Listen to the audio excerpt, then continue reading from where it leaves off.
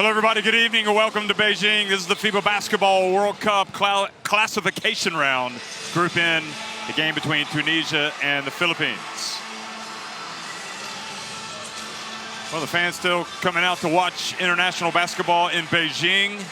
And right now, I guess here in this city, they'll be warming up for the semifinals and finals that'll be held in this arena. But right now, they get classification games, which are very important because they will have an impact on the teams that qualify for the Olympics. Both Tunisia and Philippines still have a chance to take direct qualification for the Olympics, but each needs to win tonight to keep really those hopes firmly alive. I'm Jeff Taylor, joined by Josh Davis, and it's more of the same from the first game, Josh, when we saw two teams trade blows. And we saw in the end Iran win against Angola. These two teams are trying to make it to the Tokyo Games. Right, and obviously Philippines still looking for their first victory here in the World Cup. Meanwhile, Tunisia did earn their first ever World Cup victory, a big moment for them. And now, with a win tonight, they can be in pole position alongside Nigeria to get that spot in the Olympics for the African continent. Meanwhile, Philippines and coach Guo, yep. Joselaire Guo and Mario Palma, the coach of Tunisia, who Mario Palma really made his international reputation at the head of Angola for many years, and he coached Portugal. But he's been a big hit with Tunisia. He's led them to African Cup glory or Afrobasket glory. And they had high hopes. They came out, they got a win in the group phase. They did. They beat Iran by double digits, actually. The first time that Tunisia's ever scored more than 65 points in the World Cup. They had a fantastic World Cup qualifying run, 10 wins, only 2 losses. Were the best defensive team globally in the World Cup qualifiers, only conceding 55 points a game and averaging better than 77 points a game. Really a dominant run through the African qualifiers for them. Meanwhile, Philippines, we know they're so rich in basketball tradition, a country that's basketball crazy. They had a 7-5 run in the Asian zone of the World Cup qualifiers, where they finished as the 4th best team in Asia to earn their spot here at the World Cup.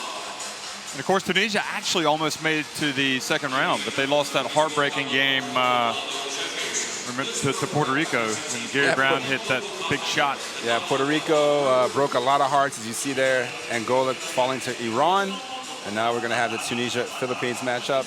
But yeah, Puerto Rico, clutch players, clutch moments, and Tunisia, after getting their one win, couldn't make it back-to-back victories, although Salah Mejri will try to get them back on track today. So these are the standings after today's first game. Remember, results carry over from the previous round. So we're going to have a pause in the commentary for the playing of the national anthems of the Philippines and Tunisia.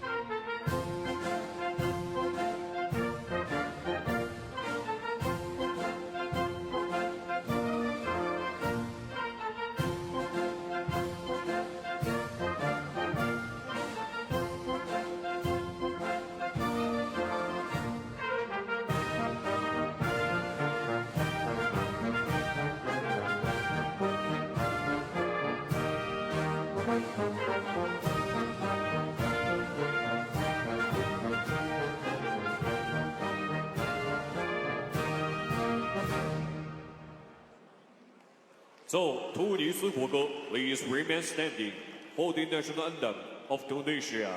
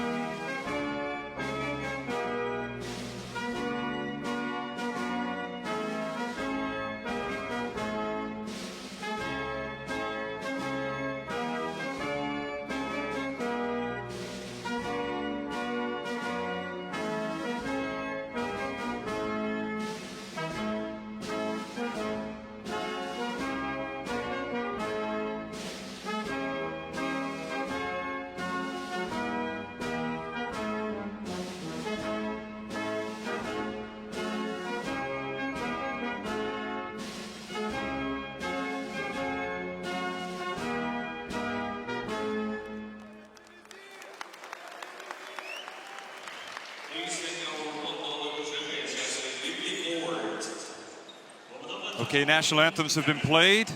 There's Mario Palma on the right, shaking hands with Yi Yao.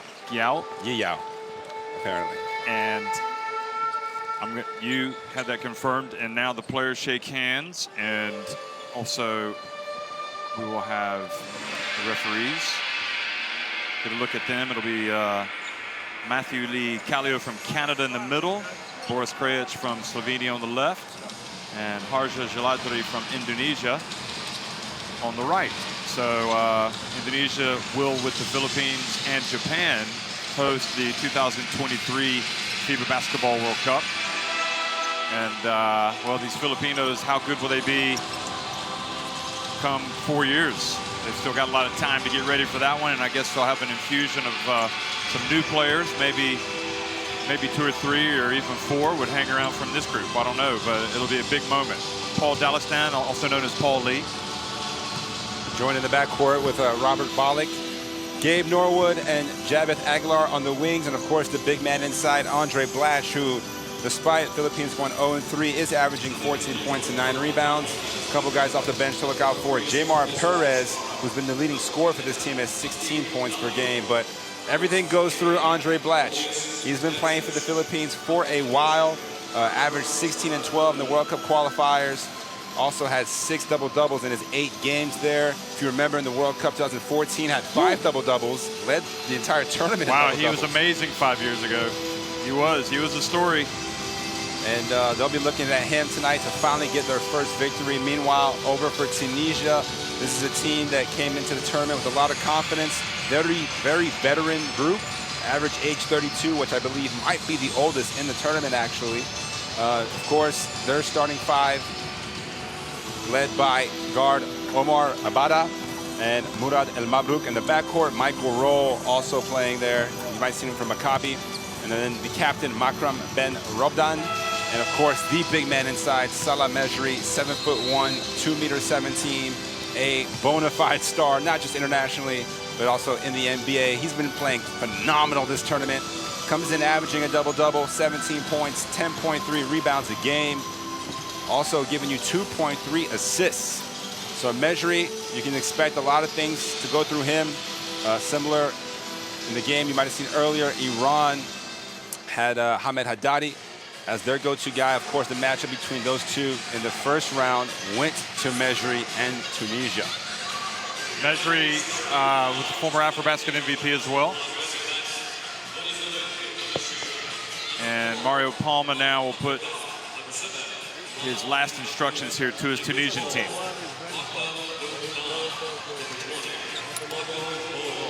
I failed to mention also that he coached Jordan. He actually coached Jordan after he left Angola, and he got them to the FIBA Basketball World Cup in 2010. So he is successful.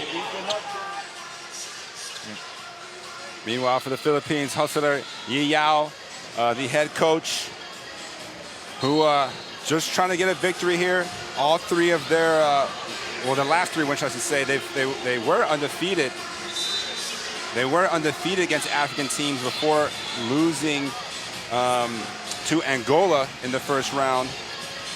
But those 3 African wins were by a total of 4 points in the World Cup history against Egypt, Central African Republic, and Senegal. But this is a team with a rich history. I mean, they got 3rd place in 1954, the first time in the World Cup. They've played in 38 World Cup games. This is their 6th appearance. But they're trying to get back to those winning ways, if you will, in their matchup now against Tunisia.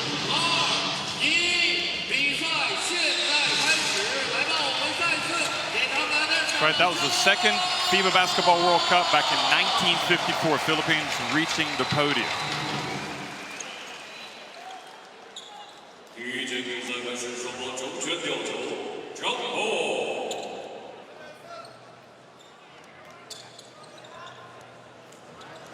In fact, the only Asian team to reach the podium at a FIBA Basketball World Cup.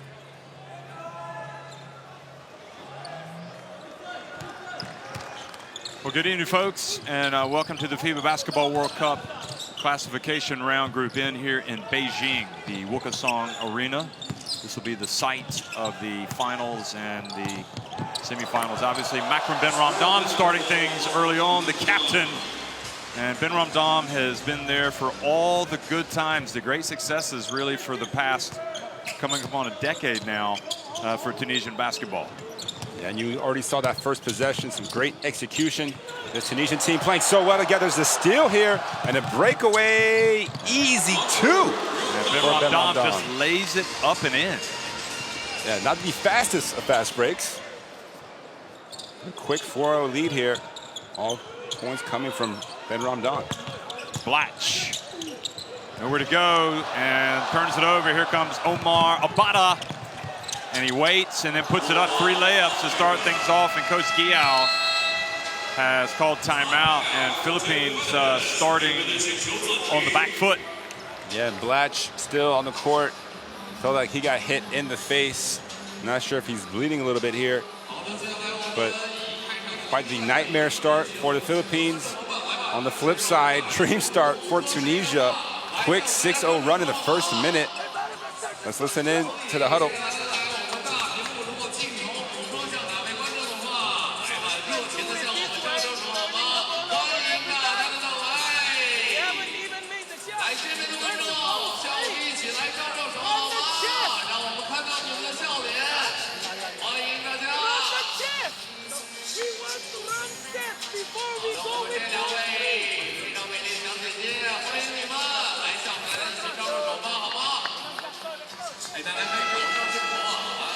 Take a look here, the beautiful feet inside for the lefty finish by Ramdan.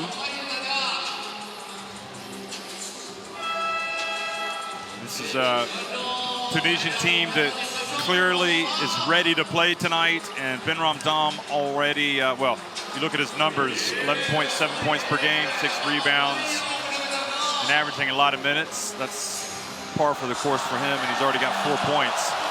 Omar Abada has the other 2. They know that Nigeria have won today.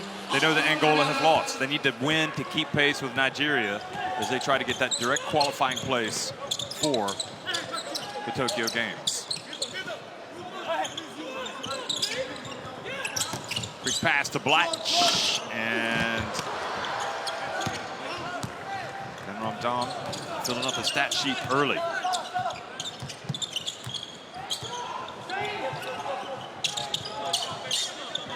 Salah Mejri.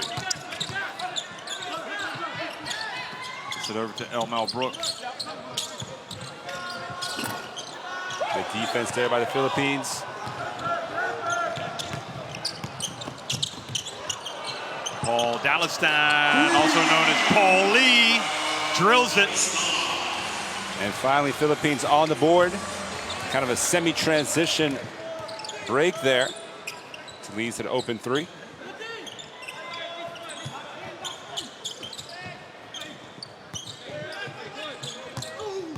Morad Elmal Brook bumped and fouled.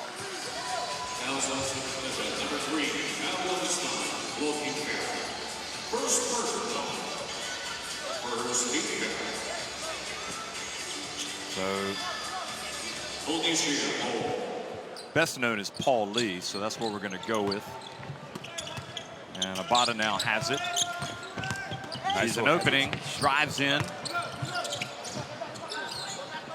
Morad Elmal Brook hits it off to Ben Ramdan. Well, second chance opportunities, and Tunisia able to capitalize. And once again, you see Ben Ramdan just moving well without the ball.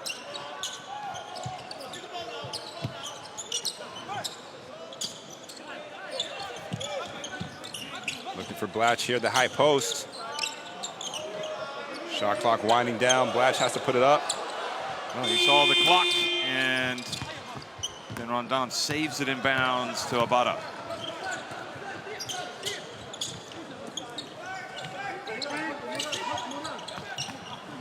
Now Mejri. Oh, goes in. What a play. Just kind of rolls into the lane and lays it up over Aguilar and in. Well, that's a phenomenal move. You see the jab step, and then one-handed just palms the ball and lays it up and in, using the height and the length.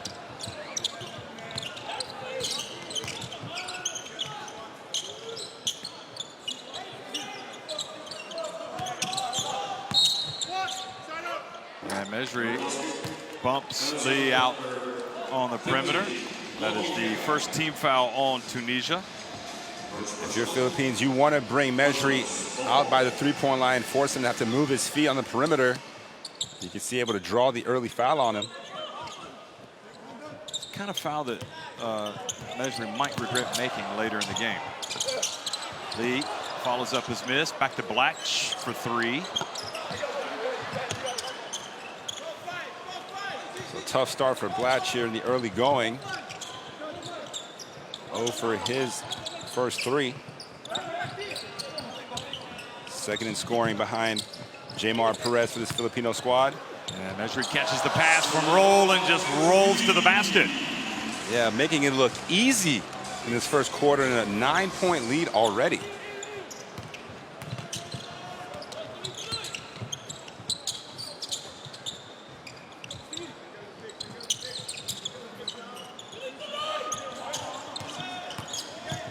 Ball gets inside, brings it back out. The ball goes out of bounds. The Philippines still looking to get on track. They've got the one field goal from Lee. They've also turned the ball over now 3 times. And we're going to have a sud here is El Mabrouk. I think he has a little bit of blood on the arm, so he'll get that taken care of. So Chinufi comes in for him, number 5. It's on the chin, actually.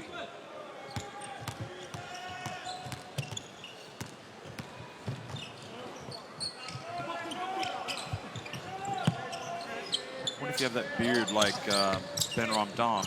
That gives you a little bit of extra cushion there, so that wouldn't happen. Roll, passes back out to Ben Ramdam, fakes, now he's going to take it in. Nope. To get it to Chinufi. Oh, big rebound. And it goes right back.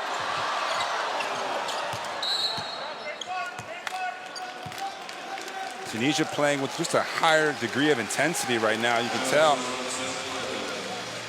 Number 3, now in the left slot, second personal. Second senior, Tunisia ball.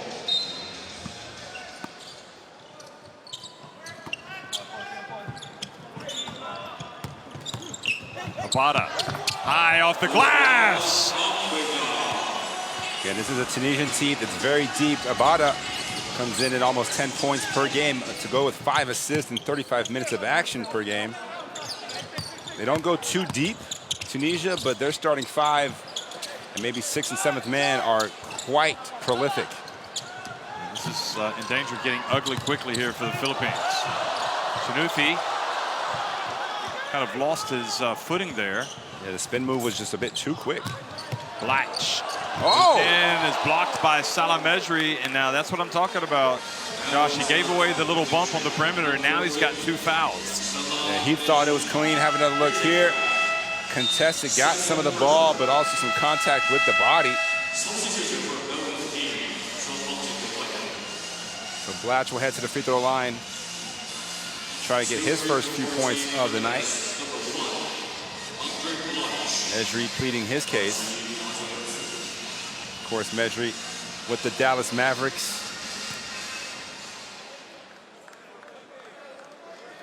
Meanwhile, so many of these Tunisian players playing together for Étoile Sportive RAD, Tunisian team, powerhouse. 5 players on the roster seem to get along quite well.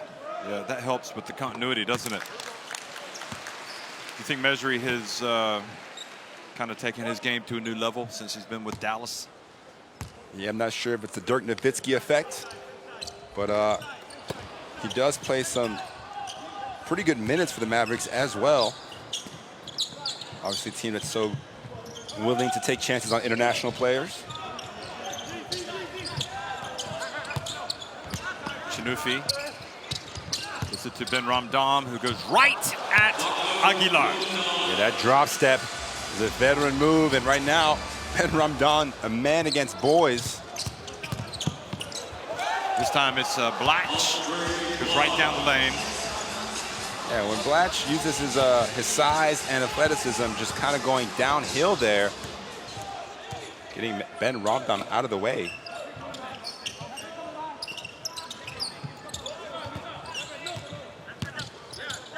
Roll. Rattles it in. It's actually Mesri is the reason why Roll plays with Tunisia, because they used to be teammates in Antwerp, your neck of the woods. Here's Blach. Kiefer Ravena. And the ball goes out of bounds.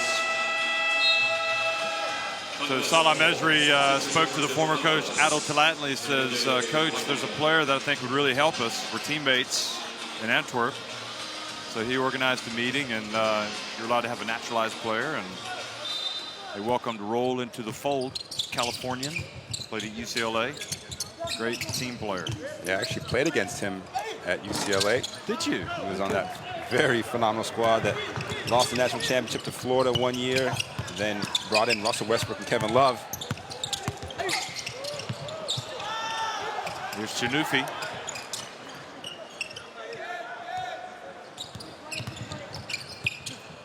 Here's Roll. Adidon gets in and contact.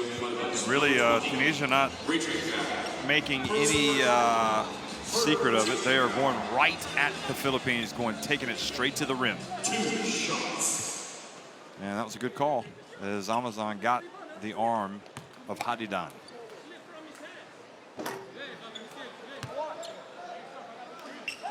Of course, these Tunisian players, they didn't really rely on Mesri during the African qualifiers. And I don't think Roll played many games either. 2 missed free throws there from Hadidon.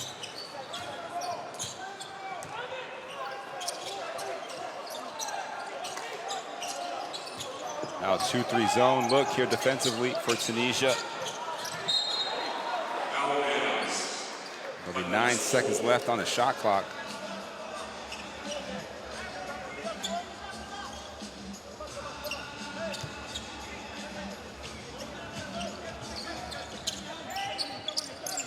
Mesri did play 3 games in the qualifiers. There's Hadidon with the rebound, and Roll played 3.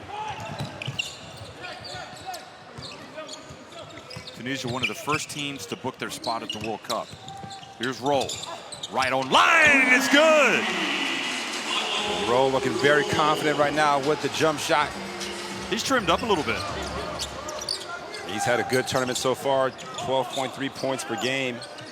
Just shooting 27% from 3, so he'll be happy to see his first one go down here tonight. Bollock drives in, good, gritty move from Robert Bollock. Yeah, they needed that, these Filipino fans. Need something to cheer for. Dave Norwood applying pressure here.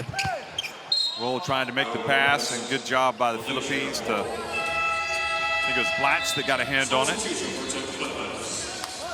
So Jamar Perez is going to come in for Philippines.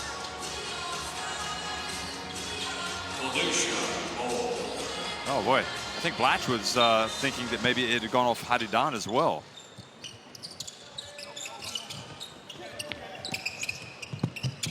Hadidon hands it off to Abada. Ben Ramdam denied by Blatch, but able to get it over to the right to Hadidon. And right now, the shots are falling for the Philippines. They're already with 25 points. Yeah, Still a minute and a half to go in the first quarter. 11 of 17 from the field, shooting the lights out, 65%. 23 points. Philippines just 3 of 11. Blatch changes that.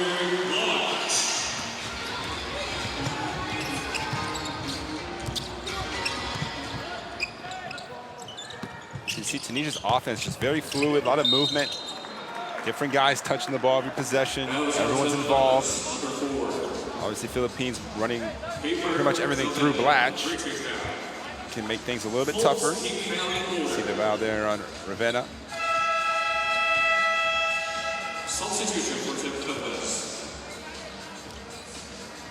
So Gabe Norwood goes out. His brother, a Super Bowl winner with Denver Broncos. Yeah, Jordan Norwood. Single double action here, looking for roll. Baseline's open. Puts it up. And oh, what a follow. Nope. And another follow. Chinufi missed, but then Ben Ramdam was there. You saw Yi Yao wanted the push off. Significant height advantage in those spots for Tunisia as they leave Ravina open. Perez sneaks in there, gets the loose ball. Latch. Did the hard work, but then missed the layup.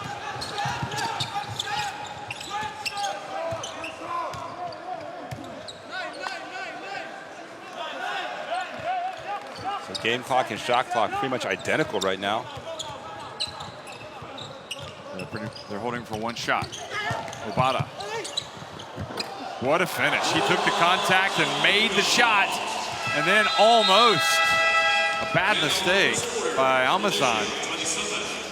Tunisia, a dream start, and the Philippines, Gilas Pilipinas, with a nightmare beginning, trailing about 17 points. It's 27-10 Tunisia on top after one.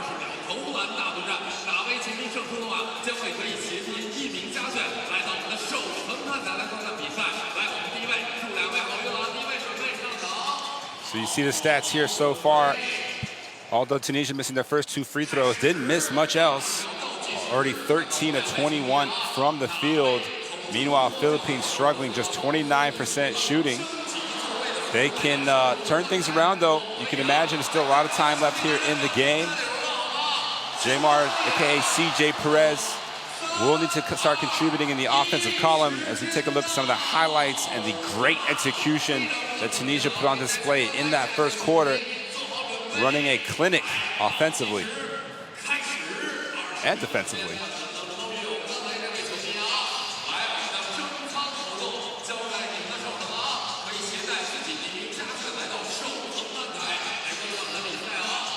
And just the way that Tunisia have started, you can see how they probably feel aggrieved that they did not get the 2 wins they needed to get to the second round, losing that close one to Puerto Rico. Yeah, Tunisia probably still feel that they are one of the better 16 teams in this tournament, but now they have the opportunity to show that they are the best of the rest.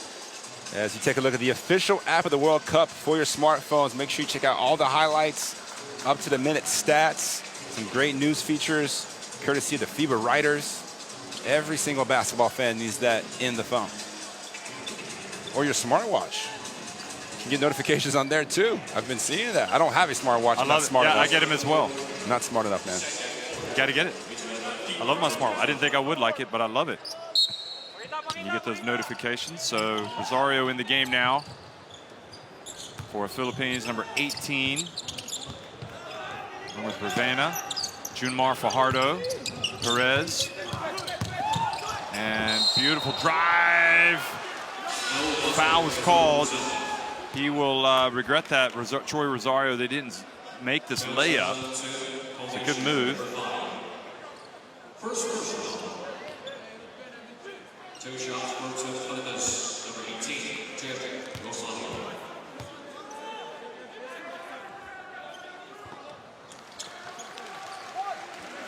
You see the Philippines electing to not send any offensive rebounders on the free throws. And they can do that as they came into the World Cup as the best free throw shooting team, and then they miss the free throw.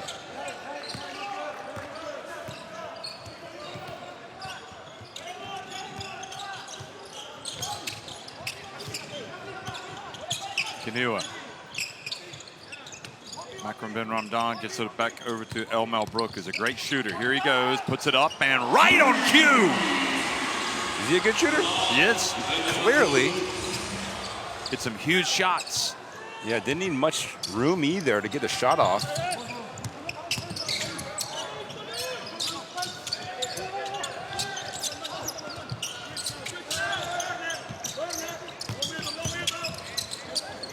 Ravena, that's back now. Malbrook always looking to push it. Rebound and run, or I think it's also important to mention that point differential could become a significant factor in this World Cup for Tunisia, given that Nigeria has had a couple big wins in their 2 victories. Yeah, they'll be looking for a huge result today. And traveling on Kaniwa.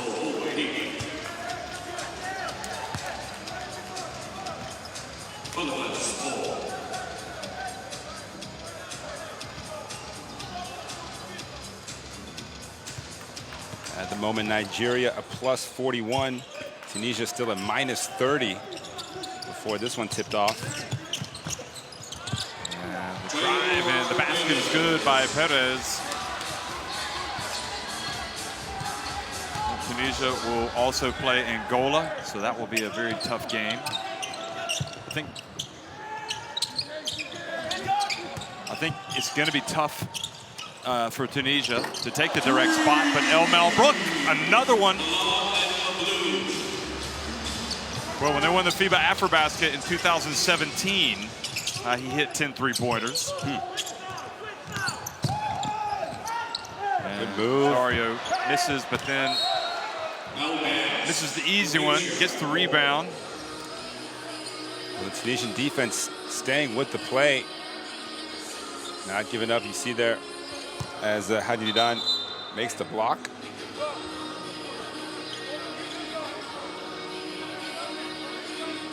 Referee issuing a warning to Perez and El Mabrouk.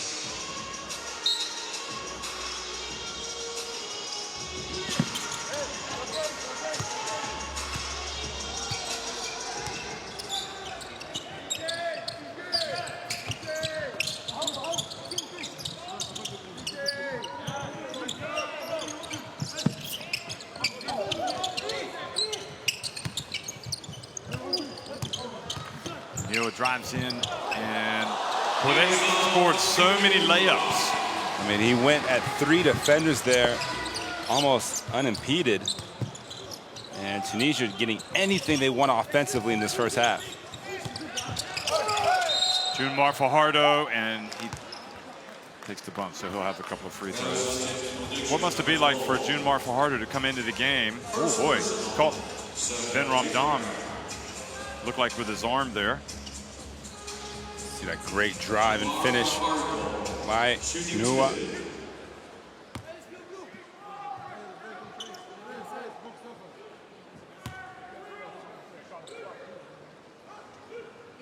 Yeah, Fajardo, former MVP of the PBA.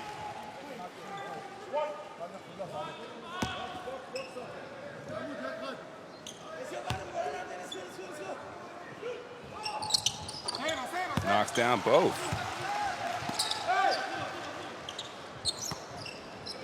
So you're down 20 now in the first half.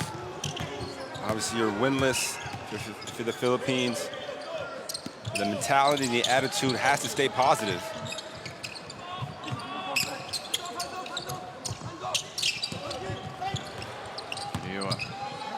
Shot clock winding down. Ben Ramdam. Nope, just a little too long.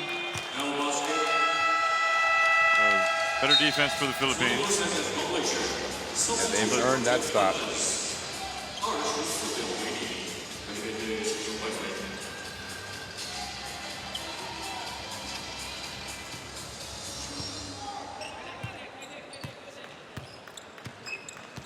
Here's Mark Baroka in the game for the first time for the Philippines.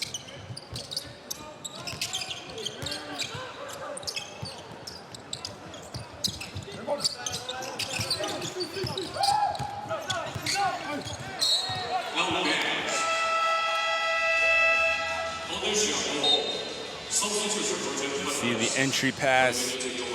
Oh, it was deflected by Hadidan. The referee issued the ball to Tunisia. So it's just nothing going right so far for the Philippines. And to make matters worse, here comes Salah Mejri back into the game.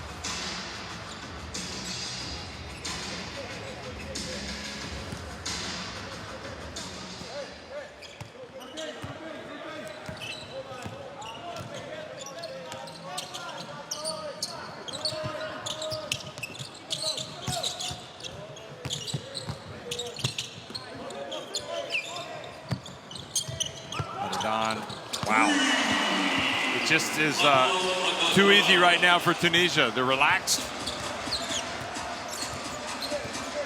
The Philippines digging themselves a hole here that they're not going to be able to climb out of. Fajardo. And the crowd gasp as that one falls off the rim.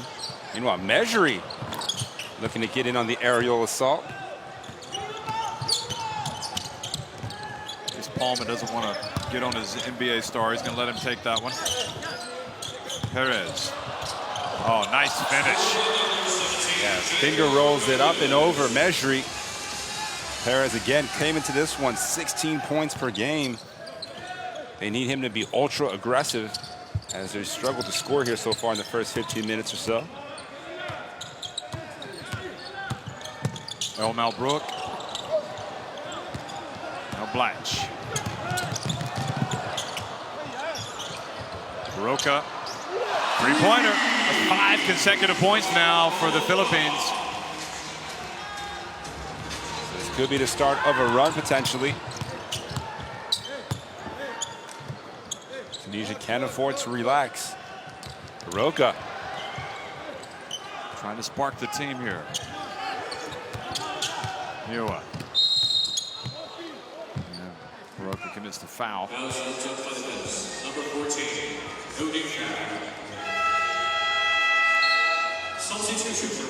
See the hole there, grabbing the left arm a couple of times. You got to be careful you don't get it unsportsmanlike. The extra pass from Perez to Baroka for the 3. That's the thing about Andre Blatch. He can get a rebound, obviously 6'11", 2'10", and then can just push up the floor.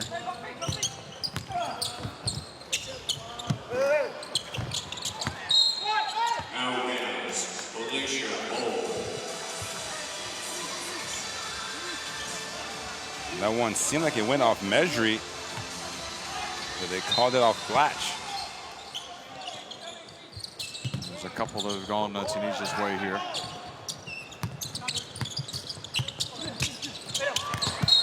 Oh. The ball, he could have just let it go out of bounds. It would have been Philippine ball. Good hustle there by Baroka. Well, that's not Baroka. Actually, that's Pagoi, who just came onto the floor. Baroka with a little bit of contact there on Kaniwa. Well, Baroka's playing that bully type of basketball. Very physical on D. So just El Malbrook is going to inbound it here. Philippines accumulating the fouls. Well, now that's 2 in this quarter, so 2 each. And now another reach and a foul called on Pagoi. Tunisian delegation, also some Iranians up there watching this game with interest.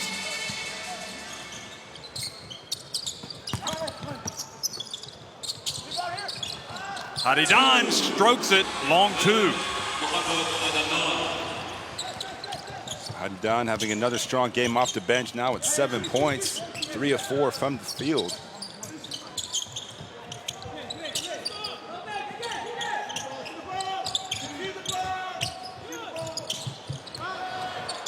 Turnover. Baroka has to put it up. Shot clock winding down. Perez able to get it back. He's open. Blatch now gets the rebound and goes up. Baroka takes the contact and goes to the line. Smallest man on the floor, Baroka, just 5'9", 1.76 m, battling amongst the bigs for the offensive rebound. And a smart pump fake to get roll off his feet.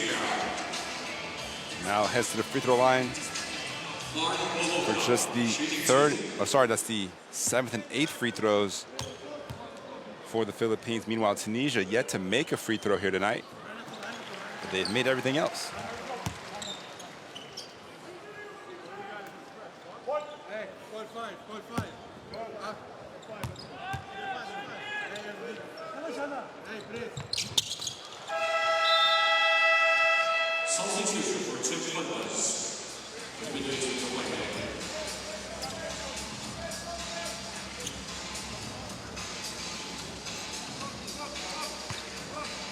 So it's Paul Lee, AKA Paul Dalistan,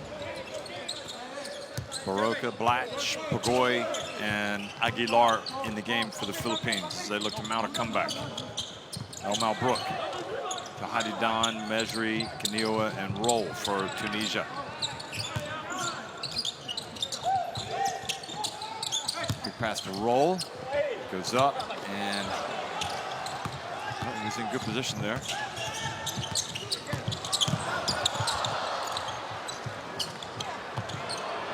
Oh, just long from Pagoy. Elmal Brook dribbles with his head up.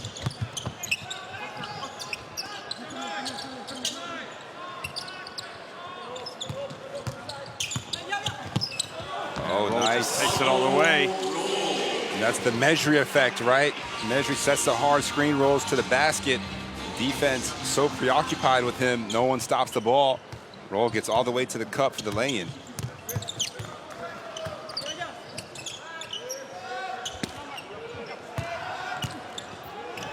Nice pass. And Aguilar goes up for the two-handed rim rocker. Smart play there from Blatch. Backing Roll down from the top of the key. Little spin move and the dump off pass. Aguilar, his first bucket.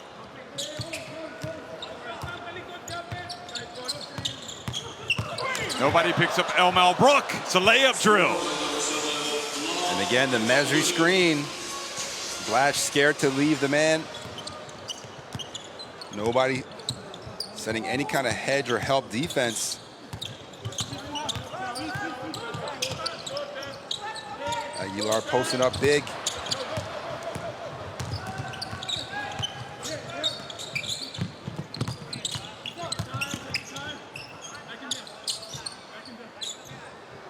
Mesri does have the long J, which he just showed us. Wasn't a three, but nevertheless. 2 points, and it's 47-24. They might go review that one. Listed it as a three for now, but it seemed like he was relatively close, right? Yeah, I thought it was inside.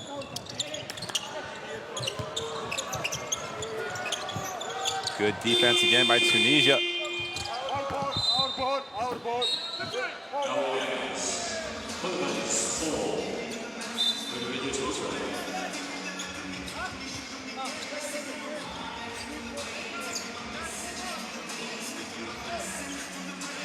So they will go review.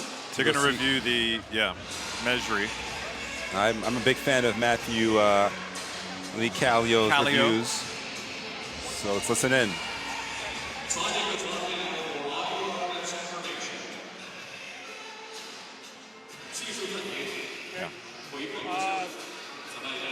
So it's his right foot here. Just go ahead and just pause it there. So leave it. Now, what angle do you want for us? Check this one. Okay. Okay. Let's go the middle. Let's try the middle frame one too, please. No, camera number 5. Yeah. Players in front. Players in front. I see. What did you have on the floor? We have 3 points, Okay. and I see stepping on the line. I agree. So Yeah, this so is we going to will be change it into a 2. Okay. Yeah. Okay. So we had a 3 on the floor. We're changing this to a 2-point basket. Right foot's on the line. Okay. You go ahead and change. That's your play. All right, 2-point basket. 2 points. So they do indeed change the call. As our man Jeff Taylor noticed from the broadcast booth, it was a 2-pointer. Although I have to be honest, I thought it was even closer than that.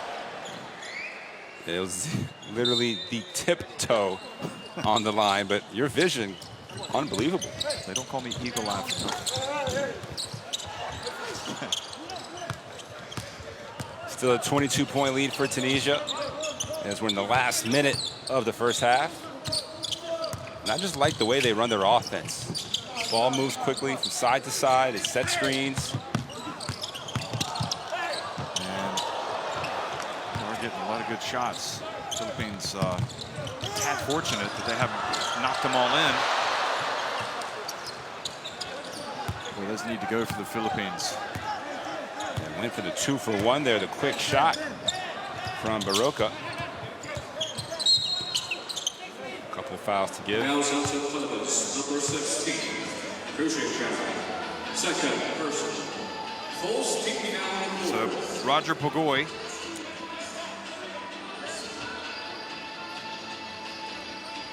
picks up the personal, and that's 4 now on the Philippines.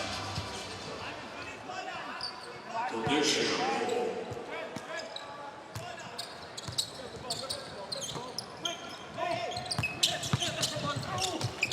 Hewitt passes it back out to El Malbrook. And touch pass over to Hadidan. Goes out of bounds. And threw it at his feet. Now Malbrook frustrated with himself for that turnover. Chance now for the final shot for the Philippines.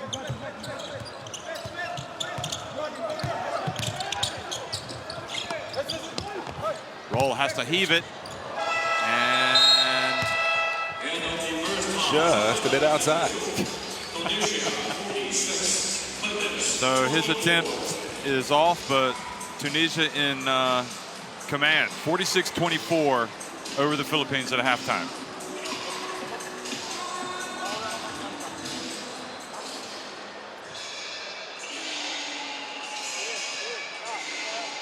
So truly a impressive first half performance there from Tunisia. They stay hot, shooting 60% from the field overall. Again, yet to make a free throw. They've knocked down 4 3-pointers, but most of the damage being done inside the arc. As you can see, 17 of 26 from 2-point range. They've also controlled the glass, +8 on the boards, +14 points in the paint. Doing a good job moving the ball, 9 assists, just 3 turnovers. Meanwhile, Philippines managed just 4 assists to their 5 turnovers. Again, we have 20 minutes left for the Philippines to turn things around, and they'll need more scoring from Andre Blatch. Right now, just 5 points, him and Baroka leading the way. Meanwhile, for Tunisia, thanks to that fiery start from Ben Ramdan with 10 points, and Malbrook right behind him with 8. Majri with 6 points and 4 rebounds. As we'll check out some of the highlights of that first half. So Tunisia on top. They came out, they set the tone early, but honestly, I mean, they started with a lot more intensity, determination, really, than we saw from the Philippines, and that scoreboard shows it. Tunisia on top, 46-24 at halftime. We'll be right back.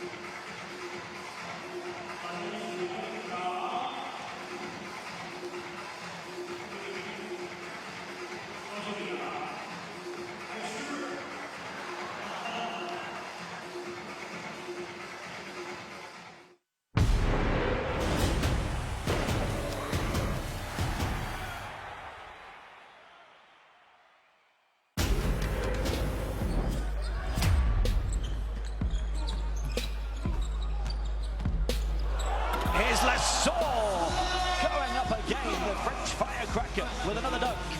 Pass, great pass. Pass towards Tice, didn't come off, turned back over, and then back to Germany again. Zipser to Tice, throwing one high. Oh my word, how about the finish from Maxi Weber. Finally, some German joy in the World Cup. Oh! Ruri Hachimura! He just ripped through the ozone layer and pounded it home on Miles Turner. Here comes Greece. Kalathis gets it. Are you kidding me?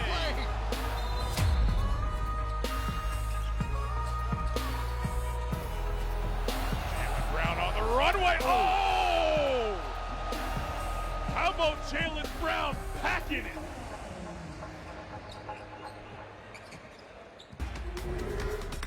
My parents gave me away, so I had no purpose in this life. Yeah.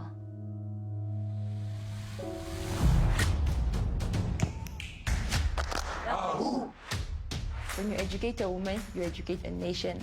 It's a quote from Nelson Mandela, by the way.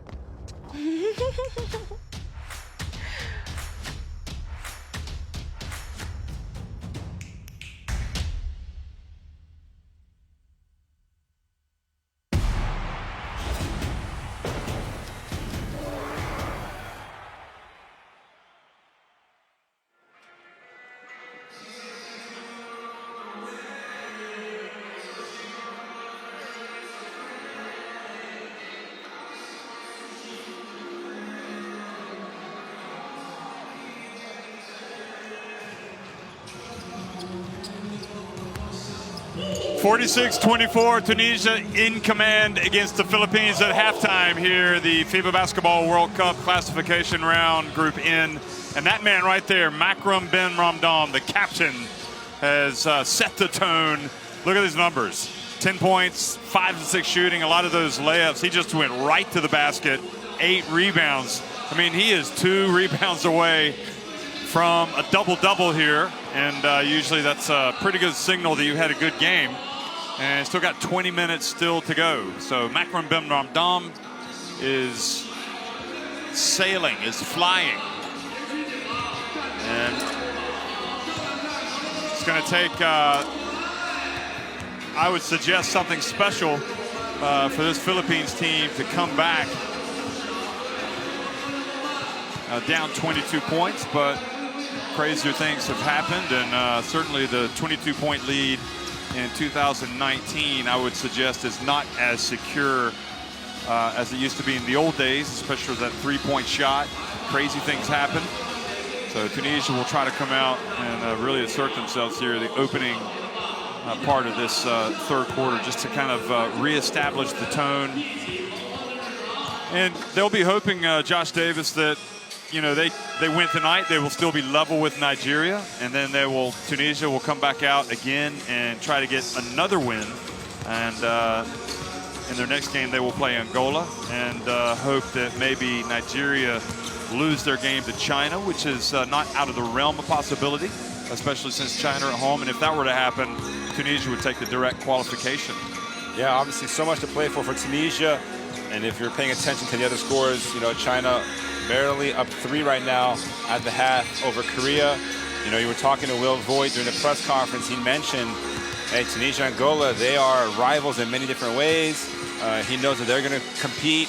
Obviously, a still chance for them to qualify for the Olympic qualifying tournament, so they'll have things to play for. Again, it's why this new system is so interesting, because even if you're not the team coming home with a gold or place on the podium, you still have so much to play for. But I am very impressed with this Nigeria team. I'm sorry, this Tunisia team. Wow. Yeah, Tunisia, Nigeria, and maybe Philippines clearly have shown at the World Cup level, especially with Andre Blatch, that they can come out and really make a lot of headlines. You see he's got 5 points on 2 of 6 shooting, 5 rebounds. Maybe, I don't know, maybe not the lineup not quite as potent overall this time around as it was 5 years ago in Spain. when they really competed in Sevilla and even got a win against Senegal. They almost beat Croatia. So it was a very, you know, they had kind of a difficult Asian qualifiers campaign, everything that happened with Australia, you know, player bans and everything else. And I think that game really kind of knocked them out of their stride. And I'm not sure that they ever fully recovered from that. But you know what? They are hosting the World Cup in 2023 along with Indonesia, along with Japan. And, you know, they're going to get it right. I think they're going to come back and they're going to be strong. And I think international basketball really needs a good Philippines. Yeah, and of course, I mean, they are co-hosting, but they will be hosting the final of that World Cup in 2023. But as of right now, like you said, there's still pride to play for, national pride. Obviously, 11 of these 12 players play in the Philippines. They have their fans there. Flash to one player who plays in China. This game is over. No, we need to make a lot of points. Let's go do it. We are playing very well. We make a very good first half. Let's go make the second half equal. Let's go, come on. Focus on board, second half. 1, 2, 3. Well, that confirmed it, Josh. I mean, he said we need to win by as many points as possible. So I know that he's thinking about points difference as well. I thought in sports it told you not to run up the score, Jeff. I think the idea is that they want every game, every minute, every second of every game to matter, and that's basically the law of international basketball. No, there is no mercy in international basketball, that's for sure. As you see here, Michael Roll, who just recently signed with Olimpia Milano. Yep. Over in Italy. He's had a nice career. Get to play in all these amazing places.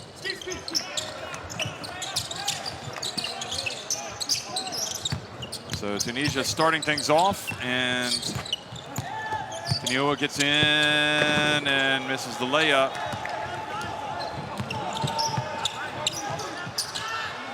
And Bala comes out and nails a three, so that's a 5-point swing already. Yeah, no hesitation whatsoever there from Balik. And with obviously the three-pointer part of the game, no game out of reach.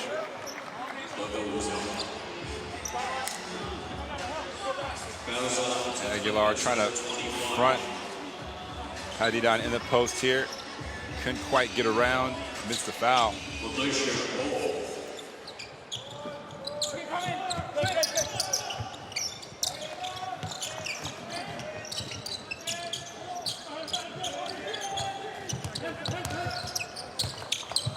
Shot clock winding down. Hadidan puts it up from deep.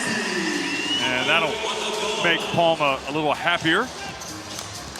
Hadidan now joins Ben Ramdan in double digits with 10 points. Ben Ramdan still on the bench coming out of the halftime break.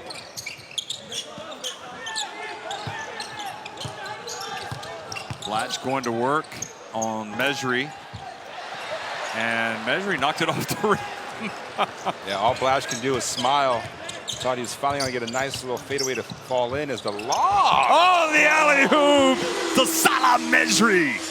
The hang time not only on the pass, but Mr. Mejri staying up there just to catch it and lay it in off the glass.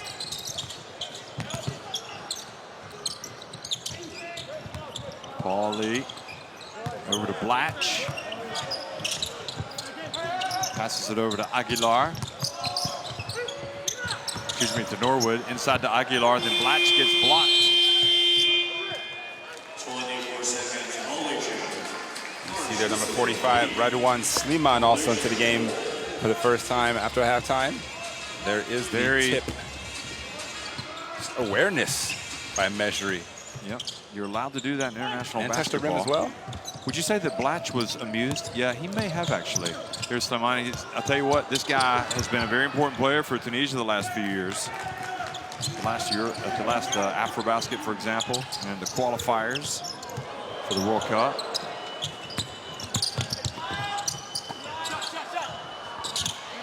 Aguilar. Ball rattles out. And how many times have we seen that tonight for the Philippines?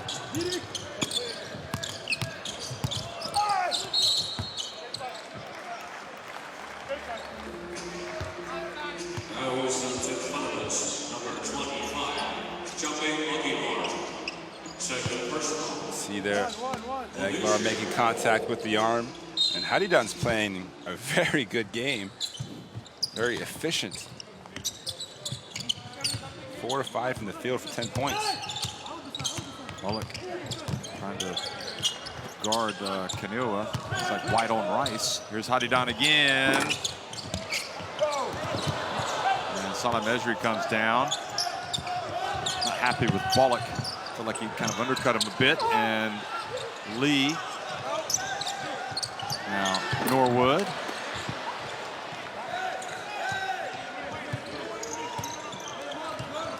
Mejri already getting close to another double-double, 8.7 rebounds. Still got plenty of time to play. Ooh.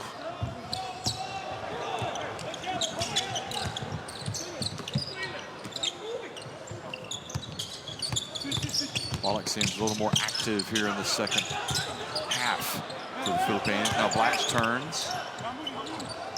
No look pass over to Bullock. Spins, gets in. Oh, he gets pinned. Mejri saw that coming all the way. He runs the floor here. Let's see if they feed him. Instead, it's roll for 3. Wow. Pulls up. They've doubled them up. Now 3 players in double figures.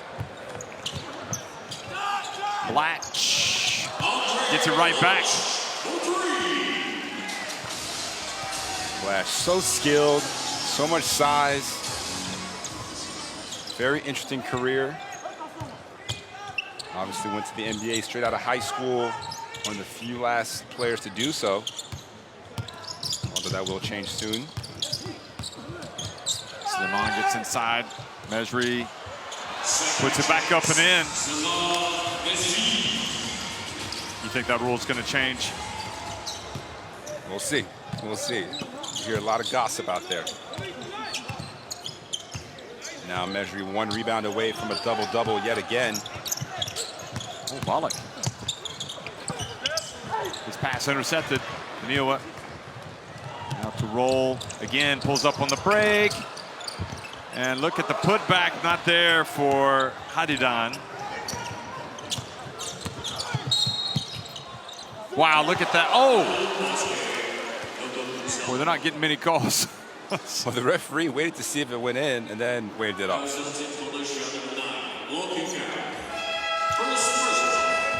That's a smart play. Put the pressure on the referee to make the call. So Mejri comes out and Mo Abbasi making his first presence here. You heard Mario Palma talk about the need to keep applying the pressure. They've extended the lead to 26 now. He's also gone to his bench a lot in this third quarter, so he understands that they have another game to play. Omar Mouly's come in. Number 8. Blocked from behind. Slimane there, and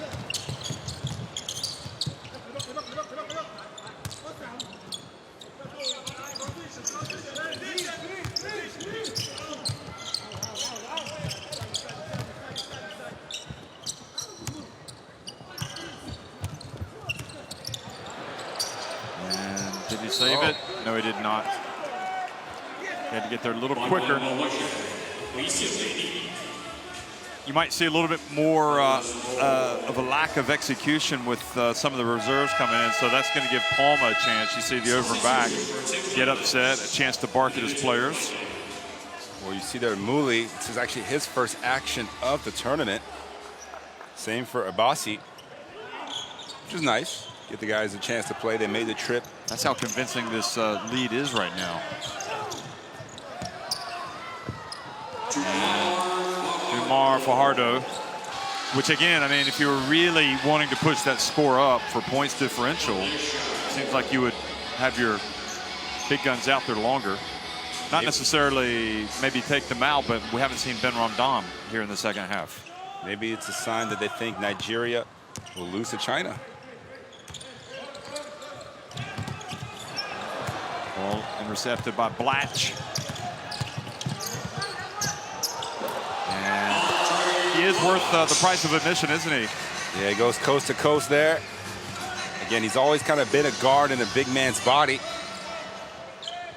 Now in double figures with 10, to go along with 8 rebounds.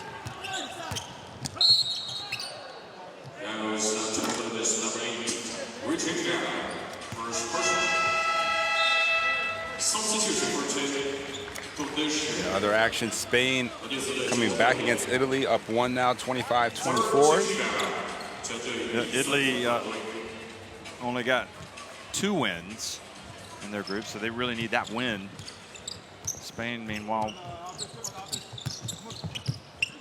they've got 3 wins already. Here's Mooley.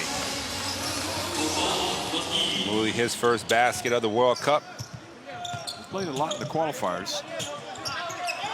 Played in 11 of the 12 games. Jumar Fajardo gets it down low, loses it. Now Ben Ramdam back in the game.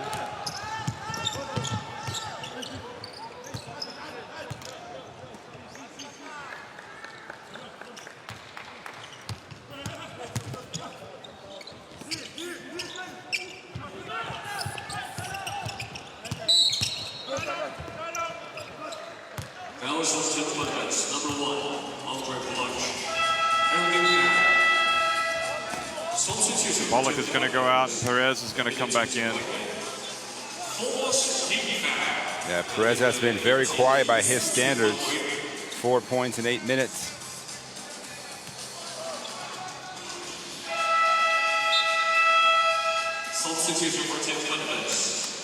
And Blatch will also get a rest.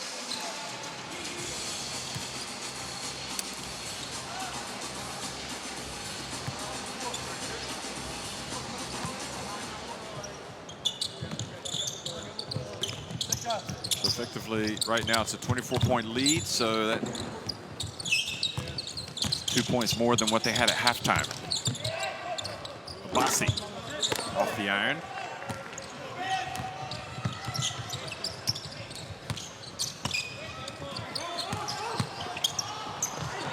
This pass to the corner, intercepted.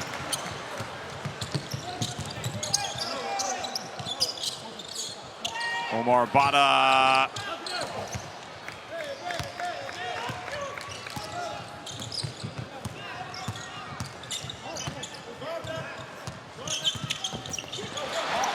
Ball turned over into the hands of Abada, and he just takes it all the way.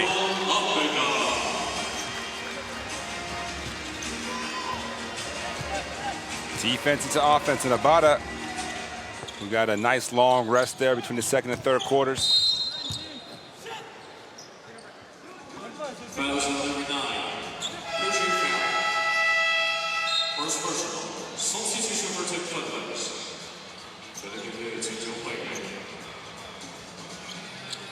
It looks like. All right, so Ravenna comes back in.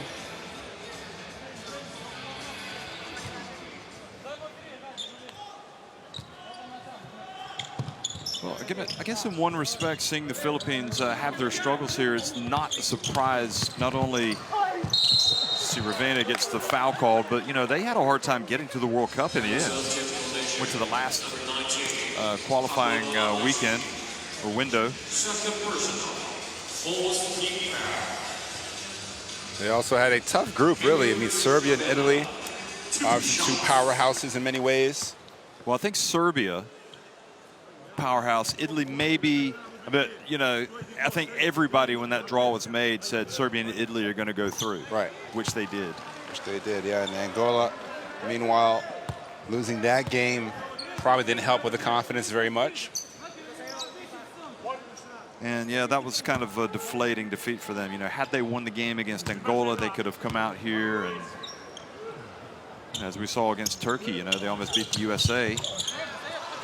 And 2 days later, come out and fall flat against the Czech Republic. I mean, but that was obviously a lot of that had to do with the Czechs, how focused and ready they were.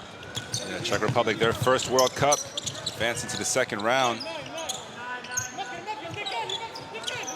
First as the Czech Republic, but we've got, here's Ben Ramdam, Bada, And it's the three.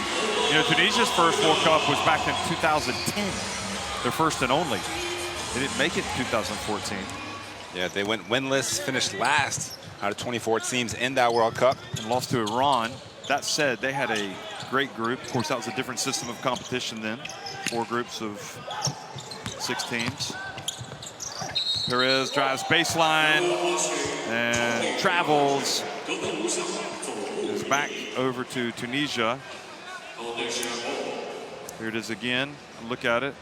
I mean, when you look back at Tunisia's first World Cup in 2010, they had the USA in their group. They had Brazil in their group.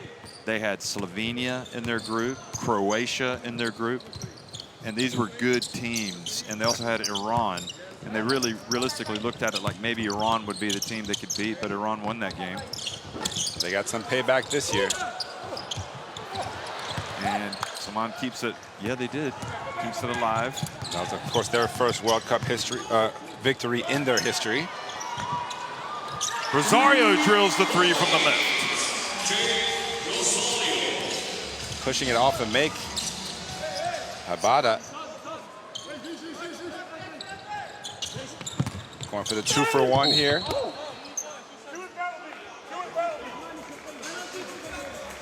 What do you think about that foul? Look at this. Well, Fajardo, yeah, you see, if you take that contact in the chest, different story, but he was a step too late. Slid into him a bit. And now here we have Mohamed Abbasi. So right now they're plus 24 in this game. So that's going to be, where's that going to leave them with Nigeria in terms of points differential going into the last game if it were to finish as plus 24? Well, they were minus 30 after the first round. As Abbasi gets his first points. So they're minus 30, so then they're minus 6 right now. So it's still probably. And of course, Nigeria is a plus 41 at the moment. So they need to win by at least 30 just to get into the neutral zone, 0. 31 would obviously put them at a plus, and they would need a huge victory over Angola. And just hope that Nigeria, I mean, if obviously Nigeria lose, then all you have to do is win out. That's probably the more likely scenario if it happens. But right now, China, their struggle is kind of continuing. You know, they're knotted with Korea at 39 apiece. So it's been a very difficult World Cup for the hosts. I think maybe had they been able to beat Poland, the game that went to overtime, things clearly would have been different. But they've kind of been reeling since that loss.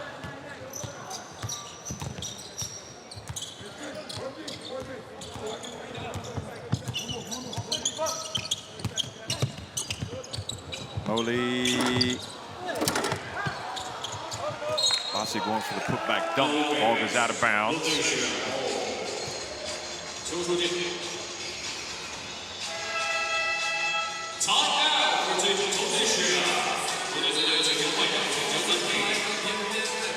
So Gao gets a chance to talk to his players and also Palma.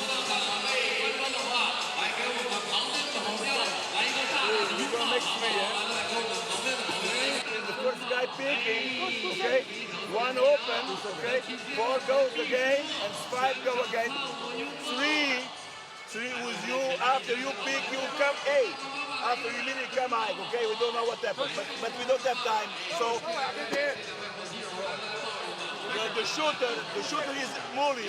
Muli comes and receives 3 picks. And receive the ball and shoot. If the ball don't goes in and you come out, maybe you receive the ball and shoot, okay? Okay? Hey, we have time to shoot the ball for here or for here. Because the time counts when the ball is on his side, not his far. So you see there Coach Palma drawing up a last-second play. A chance for Tunisia to add to the 25-point lead.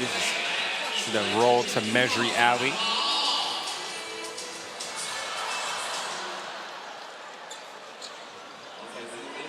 Let's see if they're able to execute where the coach drew up in the timeout. I'm expecting some kind of back screen.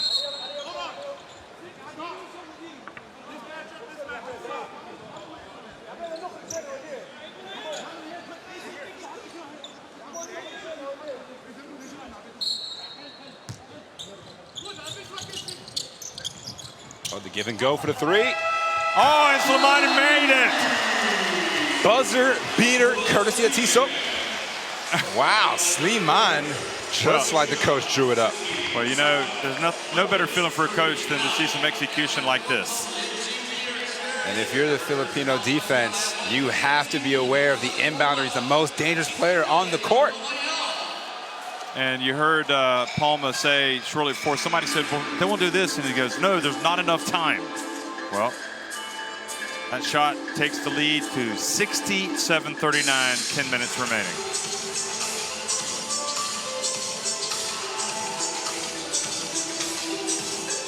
So the 39-year-old Slimani adding to the three-point barrage that we saw there in that third quarter. Now 18-19 overall. Still shooting 53% from the field are Tunisia. Meanwhile, Philippines managing to just shoot 31% combined. Still +7 on the boards for Tunisia. They've done a great job taking care of the ball. 14 assists and 5 turnovers. Also gotten 7 steals. It's been a all-out, I don't want to say perfection as we take a look at some of the highlights of that third quarter. Domination? Domination is the much better word. Certainly you can say much better execution on both ends of the floor.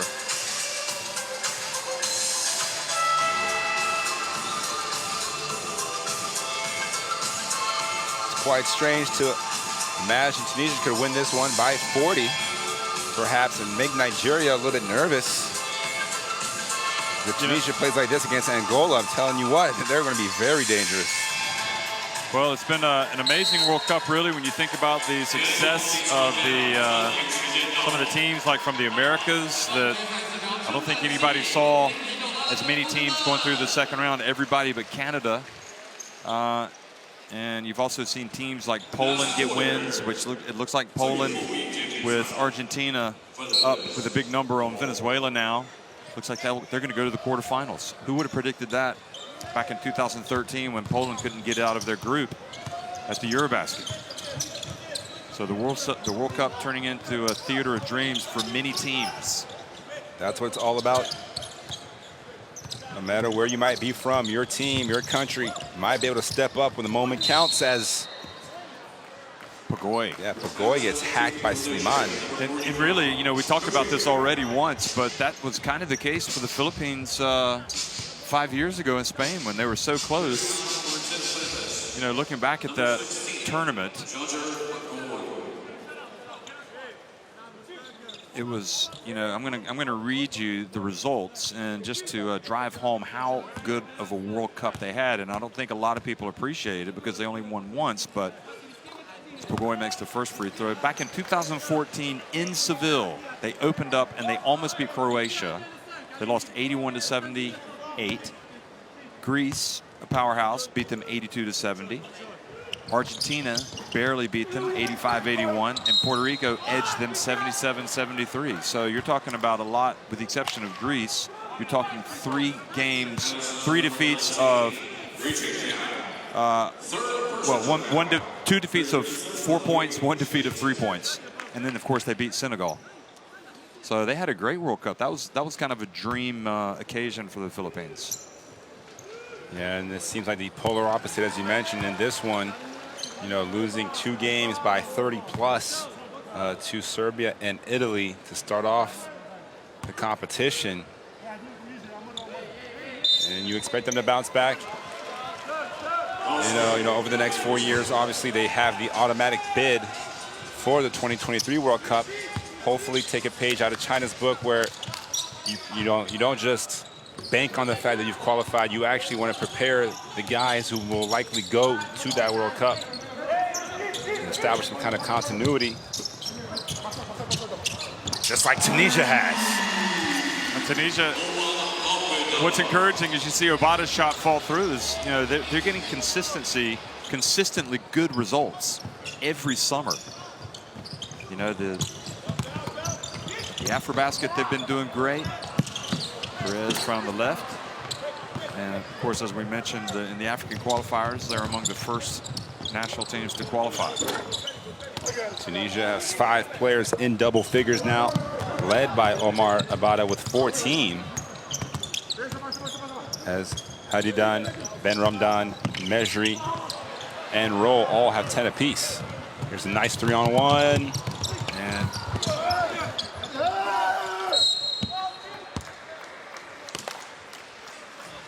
And what I find interesting about Tunisia is that, for the longest time, as we look at the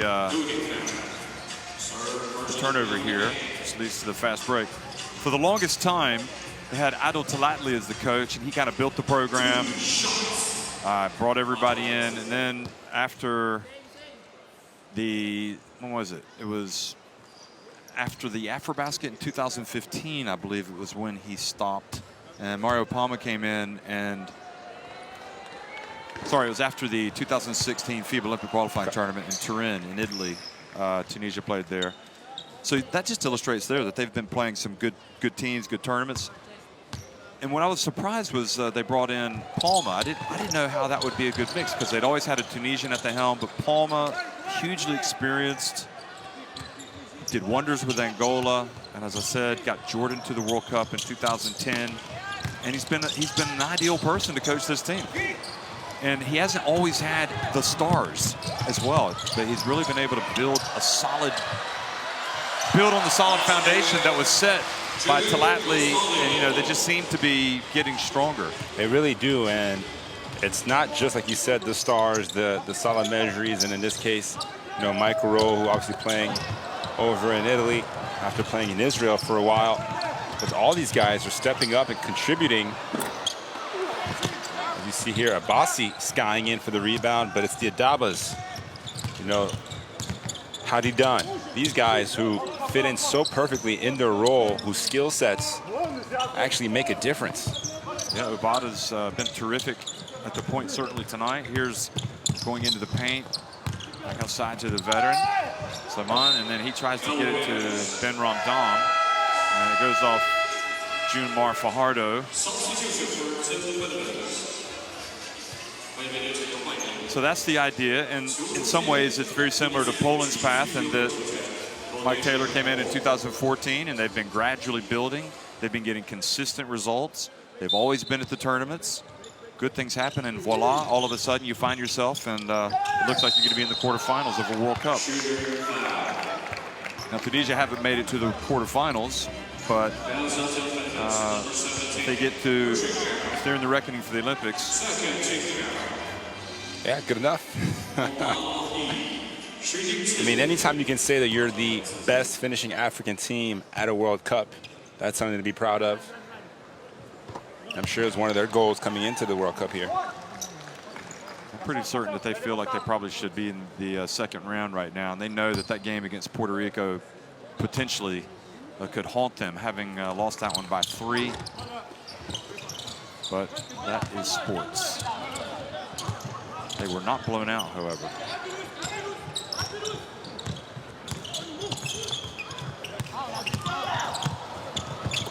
And that drive and basket by Perez is good. Perez still applying pressure here in the backcourt. He's born in Hong Kong.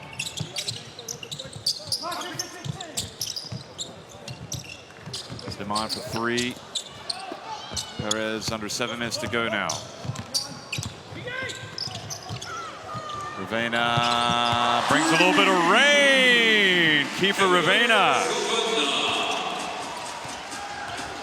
Don't look now, but Philippines making a bit of a run, 10-4 here in the fourth quarter.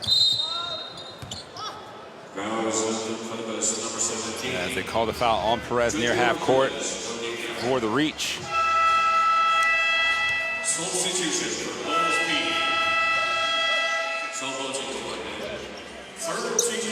Here comes the superstar Salah Mejri alongside Mokhtar Ghiaza. Ghiaza, yep. Ghiaza getting his first action today's game. Ghiaza, one of those guys that's been around for a while. Played in the team in AfroBasket 2015. They got the bronze.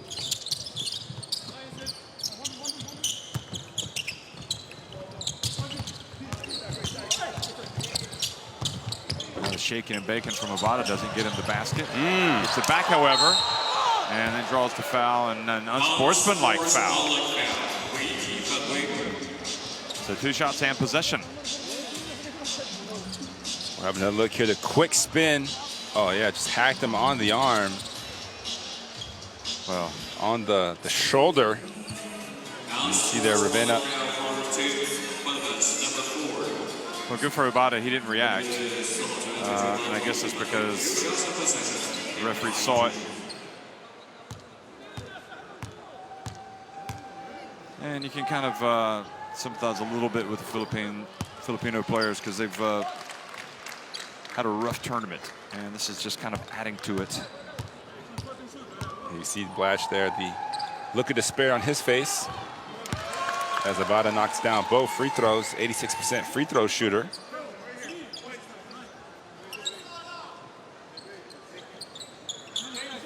So once again, Mejri 1 rebound away from yet another double-double. Came into this one averaging 17 points and 10 rebounds. The post entry fee knocked away by Pagoy.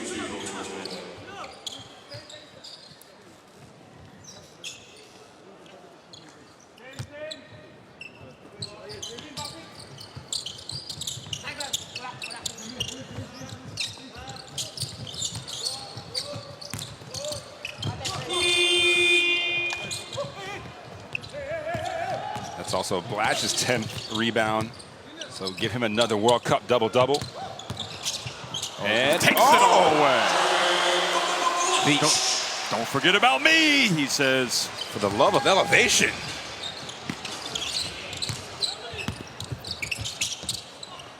Nice move. Wow. Nice play by Gayaza. And then with the drop stand spin baseline, they came back towards the middle with a jump hook. Blatch.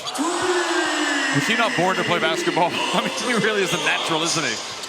He's, again, so skilled as the referee here, trying to keep the game under control.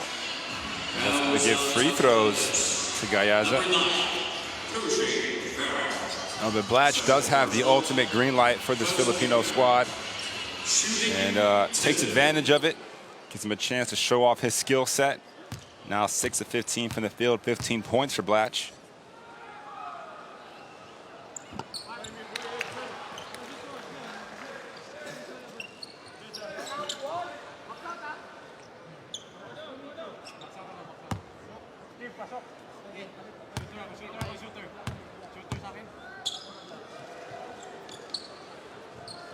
It's really interesting watching this World Cup with such a clash of styles for so many of these teams. You know, you see the teams, see Ben Ramdan stretching out there. Even the teams from Southern Africa and Northern Africa have a different style. Balkans, Lithuania, watching them play Australia last night, wasn't that a great game? Yeah, probably one of the games of the tournament so far. As Blatch again going to work on the block. Blatch says, watch this, I'm going to bring us all the way back and then tell me what you think about me. Look at this. Well, a chance to get it under 20 for the first time in a while.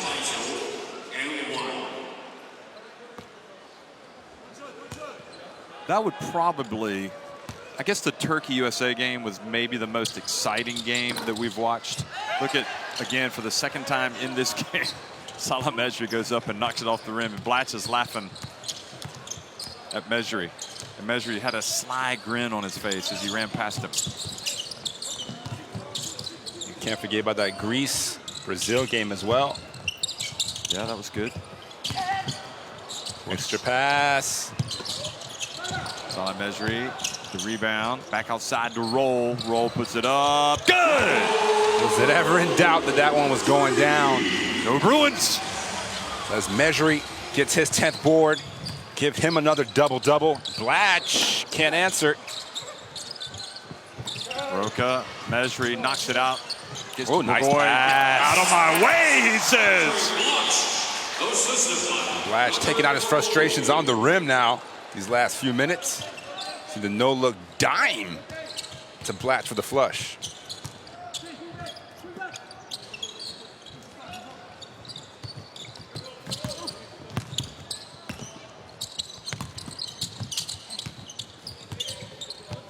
Mejri quickly to Gayaza.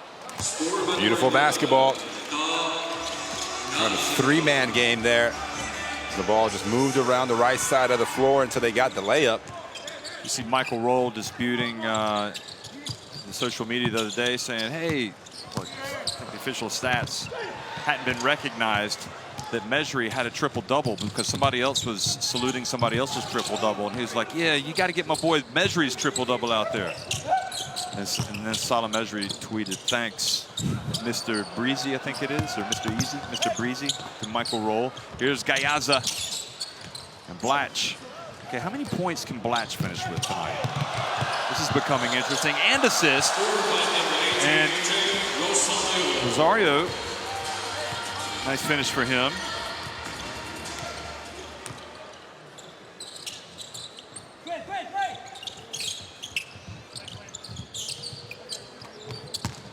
Oh, the pass fake, Mooley.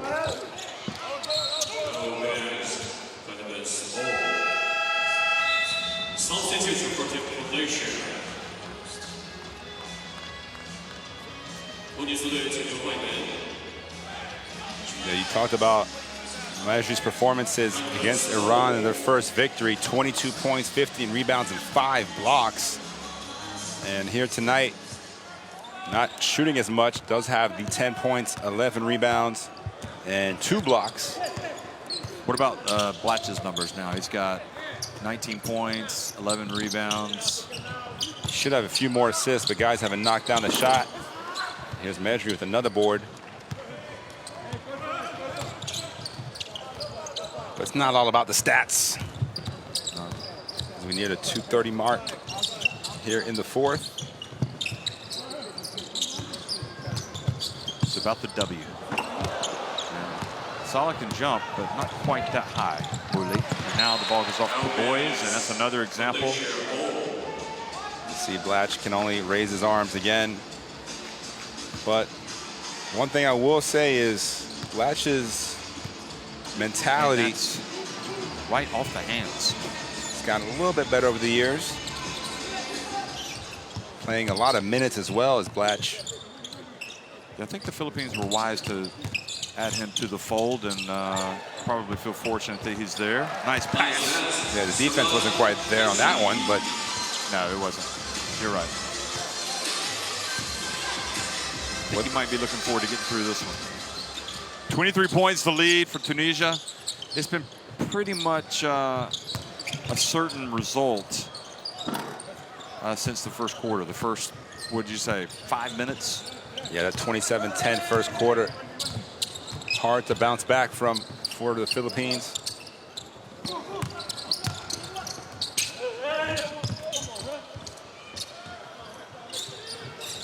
Rosario picks up another rebound, and now a reach on Chinufi. So we got a couple more games in this group coming up. Again, just as a reminder, and that'll be on September 8th. In a couple of days, Tunisia will play Angola, and Philippines will play Iran. And without a doubt, both of those games are important as they go for the Olympic qualifying spots. What are you looking at? We see Mejri and Palma getting into it a little bit. Well, we can't see it in the screen, but they are indeed. It's one of those nice spin move and pass from Blatch, and a nice finish from Baroka. Well, Tunisia falling asleep there defensively. They went into a zone, a 2-3, and got caught just ball watching Blatch, who made the unselfish feed. You see Palma standing up in front of the bench now, and you can see Mejri putting on his warm-ups. And what you couldn't see was Palma was taking Mejri to task over something he did or did not do on defense. And then Mejri had a quick answer. And then it seemed almost as if Palma thought about it and then just kind of walked away. Here you see this. Oh, look at that handling. Are you kidding me? Are you kidding me? Is that Kyrie Irving out there? Oh, God. Andre Blatch playing into the final buzzer, which you need to respect as well. Gave him 21 points on the night. You said it earlier. I mean, He's a guard in a big man's body. You know, some of the reason why he didn't quite last it. Oh, wow. Canelo gets the charge there, raising the elbow. Well, the Philippines got it down to 19 now. Yeah, you see there the left hand. Wow. Catching Ravin on the face.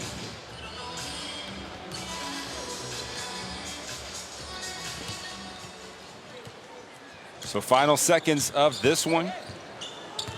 As you mentioned, you got to give it to Blatch. Give it to him. I want to see some more. Here he goes. Watch this. He just decides to put it up and hit the three. How about that for an exclamation mark on his, shall we say, statistical dominance tonight. And then Mole hits a three right at the end. So Mole takes it up to an 86-67 victory.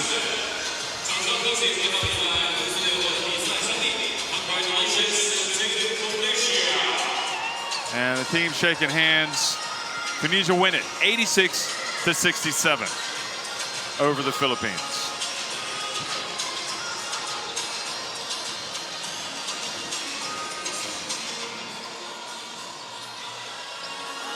So Tunisia dominating from start to finish. They had a double-digit lead early, never relinquished it. Philippines, you have to admire, they fought to the end. It could have got real ugly. Could have been something in the 30s or 40s even. The Philippines come up with a +9 advantage in the fourth quarter. As far as our TCL player of the game, who do you reckon they give it to? I think they're going to talk to Blatch from the Philippines, and I think they're going to give it to Ben Ramdam, but we'll see. Maybe somebody else, maybe Mesri. Certainly it was Ben Ramdam that kind of set the tone. It's going to be Omar Abada, who gets the TCL player of the game and the trophy. All right. Meanwhile, Tunisia, again, they are right below 50% from the field, 49% overall shooting. They go 11 of 26 from three-point land. Only made 5 of 12 free throws, Jeff, so that's something to keep an eye for moving forward. Struggles at the free throw line. You'll see them right here on your screens. Meanwhile, Philippines, things got better as the game progressed. Finished the game 40% overall shooting, going 8 of 23 from three-point land. Only -3 on the glass, although Tunisia +8 points in the paint and then points off turnovers as well, which was their calling card throughout the World Cup qualifiers.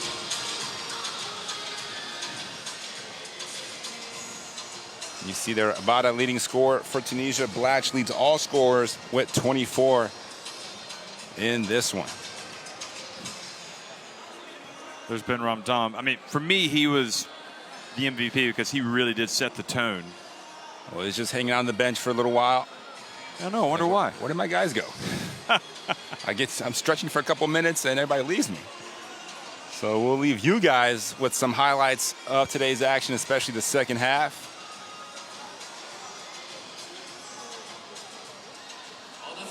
And that man right there was the TCL player of the game. He ends at 16 points, 3 rebounds, 3 assists, and 2 steals, going 6 of 10 from the field overall. So what do you think? Tunisia going to get a win over Angola?